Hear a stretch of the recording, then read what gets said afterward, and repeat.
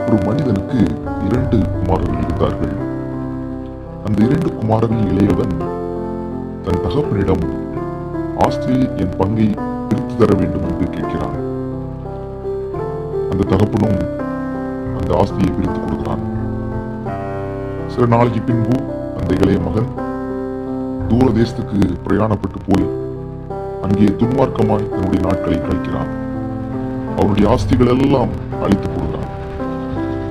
தன்னிடத்தில் இருந்த எல்லாம் செலவழிந்து போயிற்று. அவன் இருந்த அந்த தேசத்திலே பஞ்சம் உண்டாயிற்று. இவனுக்கோ கையில் ஒரு பணம் இல்லை.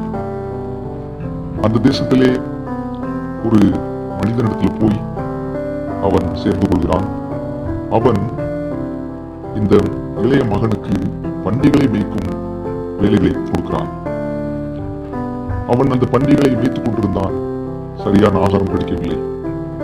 அந்த பண்டிகள் என்கிற தவிர்த்தினாலே எப்படியாவது தன் வயிறை நிரப்ப வேண்டும் என்று ஆசைப்படுகிறான். அதுவும் அவனுக்கு கிடைக்கவில்லையாம். யோசிக்கிறான், ஐயோ, என் தகப்பனுடைய வீட்டிலே கூலிக்காரர்கள் எல்லாம் திருப்தியாக சாப்பிடுகிறார்களே, நானும் இப்படி பசியால் சாகிறேன்.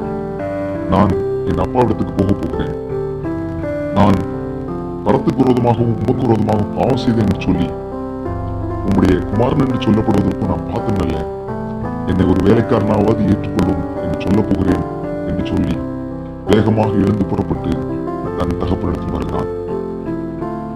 அந்த தகப்பன் தன்னுடைய மகன் எப்பொழுது வருவான் என்று காத்துக் கொண்டிருக்கிறார். தூரத்தில் இவன் வரும்போதே அவனுடைய தகப்பன் அவனை கண்டு ஓடி வந்து மனதுருகி அவனை கட்டி அவனுக்கு முத்தம் செய்தான்.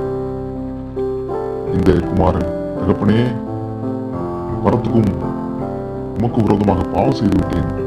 உம்முடைய பிள்ளை என்று சொல்வதற்கு எனக்கு பாத்திரன் கிடையாது. நான் என்னை ஒரு வேலைக்காரனாவது ஏற்றுக்கொள்ளும் என்று சொன்னான். அவன் தகப்பனோ தன் பிள்ளை மீது வைத்திருந்த பாசம் சற்றேனும் குறையாமல் அங்குள்ளவர்களை நோக்கி, ஊழியக்காரன் நோக்கி, உயர்ந்த வஸ்திரத்தை கொண்டு வந்து இவனுக்கு கொடுத்துங்கள், இவன் கைக்கு மோதிரம் அணிவீங்கள், பாதரட்சைகளை போடுங்கள், விருந்து பண்ணுங்கள் என்று சொல்லி சந்தோஷமடைந்தான் என்று இங்கே பார்க்கிறோம். இப்படித்தான் நம்முடைய பரம தகப்பனாகிய ஆண்டவரும் பாவ சேற்றிலே சிக்கி தவித்துக் கொண்டிருக்கிற நம்மையும் திரும்ப அழைக்கிறார். திரும்ப எப்பொழுது நாம் வருவோம் என்று அவர் காத்துக் கொண்டிருக்கிறார். நாம் ஆண்டவருடைய சமூகத்திலே திரும்பி வருவோம், அவரிடம் சரணடைவோம். ஆமென்.